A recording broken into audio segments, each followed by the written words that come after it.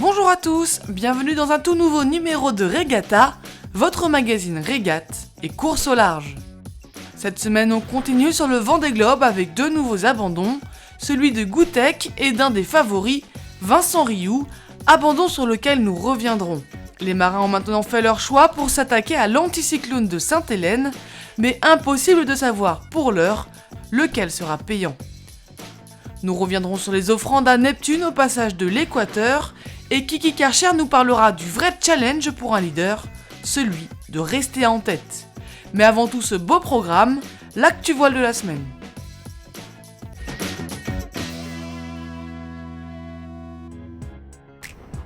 La semaine dernière, je vous parlais vitesse avec déjà des chronos incroyables. Et bien cette semaine, on remet ça avec le Vestas Sail Rocket qui a tout fait exploser. Il a établi une moyenne de 65,45 nœuds sur 500 mètres, soit une vitesse de 122 km/h. Même topo pour Anton Albo. La semaine dernière, il a encore amélioré son record à Lüderitz. Après avoir franchi la barre des 50 nœuds, le voilà maintenant à 52,05 nœuds, soit un peu plus de 96 km/h. Son prochain défi sera de passer la barre des 100 km/h.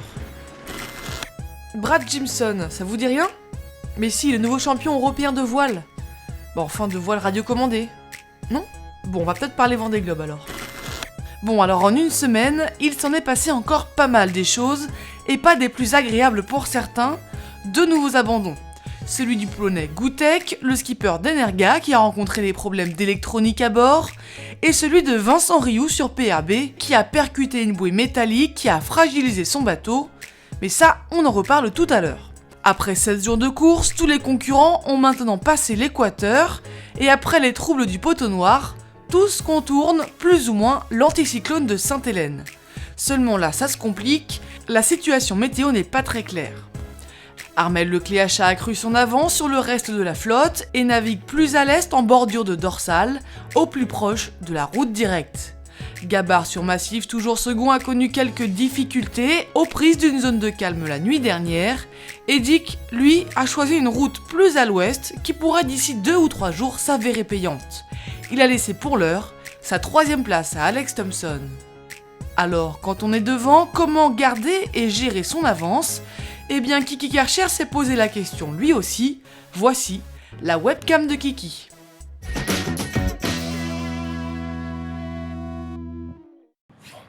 Bonjour de la Trinité, accueilli par un petit vent frais en cette semaine 48, 18e jour de Vendée Globe, où les malheurs continuent, mais je me demande parfois si ces outriggers sous le vent quand le bateau gîte ne sont pas des attrape-problèmes, un peu ce qui est arrivé au malheureux Vincent Rioux, encore un favori qui disparaît. Zut. Par contre, je voulais vous parler d'aujourd'hui de gestion de son avance. Voilà qui est compliqué. Quand vous avez derrière vous une meute aux trousses d'affamés, il est compliqué de prendre les décisions et de rester devant. Et je crois qu'il faut 3 choses importantes pour arriver à rester devant. C'est le rythme, la lucidité et une bonne analyse météo. Je parle de lucidité. La fatigue est un élément important. Il n'y a personne pour les aider. Ce sont bien des solitaires. Comment rester lucide et aller se reposer quand il faut ?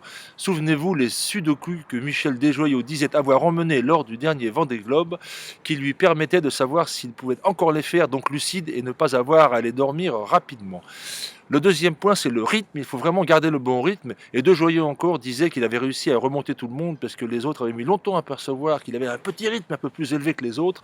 Et je me demande, regardez cette carte météo, si Gabard et Lecléache n'ont pas un rythme justement très élevé en ce moment pour être le premier à attraper ces grosses dépressions d'ouest qui vont les emmener jusqu'en Australie. Et le troisième point, c'est la météo. Et là, je vous avoue une certaine ignorance. Je trouve toujours extrêmement compliqué la lecture de ces cartes météo. Et une certaine admiration pour ceux qui arrivent à s'en tirer, et regarder le système qu'ils ont devant eux, c'est compliqué, jusqu'à Jean-Pierre Dick là-bas derrière qui met beaucoup d'ouest, oulala, verdict d'ici 2-3 jours, voilà qui est compliqué. Mais je vais conclure sur une histoire de rythme en vous disant qu'il est possible que celui qui ait le meilleur rythme, ce soit Jérémy Bayou. Oui, ne soyez pas surpris. Le bon rythme pour le prochain Vendée Globe, c'est de commencer par avoir un financement. Et félicitations messieurs et mesdames de Maître Coq de soutenir Jérémy jusqu'au prochain Vendée Globe. C'est un vrai rayon de soleil dans ce monde économiquement un peu triste en ce moment. Voilà, bonne semaine, je vais aller pagayer un peu, faut s'entraîner pour le Nautic Crossing. Au revoir. Ben voilà, ce matin, on est obligé de prendre la décision d'abandonner le Vendée Globe. C'est le 7e abandon, le 7e à dire stop et à regretter de s'arrêter si vite. Le problème de Vincent Rioux, son outrigger, ce long bras qui sert à tenir le mât. Et lui, ça fait 2 fois qu'il lui fait le coup. Lors de l'édition précédente, il l'avait arraché en s'approchant trop près du bateau de Jean Le Cam qu'il était venu secourir. Cette fois, c'est la rencontre fortuite avec une grosse bouée métallique en pleine mer qui l'a endommagé. Vincent a pu réparer sa coque, mais malheureusement n'a pas pu sécuriser la pièce fragilisée en question pour assurer la sécurité du mât, le tirant d'outrigger. On s'est rendu compte qu'il était plus endommagé que prévu. Et donc du coup, on a été obligé de constater que PRB était limite en état de naviguer en charge sur le haubans tribord. Donc ce matin j'ai sécurisé le bateau en mettant un maximum de câbles et de drisses pour tenir le bateau à tribord, le mât à tribord. Alors je peux vous montrer le problème. Le problème c'est ici, donc cette pièce là qui a reçu un choc, et à vrai dire elle est endommagée jusqu'ici. Et donc pour la réparer, j'ai pu m'accrocher sur le câble en carbone existant, juste sur 5 cm. Et il aurait fallu que je puisse m'accrocher sur 15 à 20 cm pour que ce soit viable.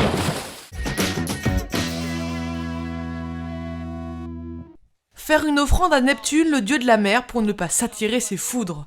Les marins l'ont tous fait au passage de l'équateur. Retour sur les vidéos qu'ils nous ont fait parvenir. Et à Neptune qui nous a laissé passer l'équateur cette nuit. Hop. Avec Mister F qui veut faire un exploit extraordinaire pour le passage de l'équateur, un saut en chute libre. Hop là, bravo. Alors matin c'est dur.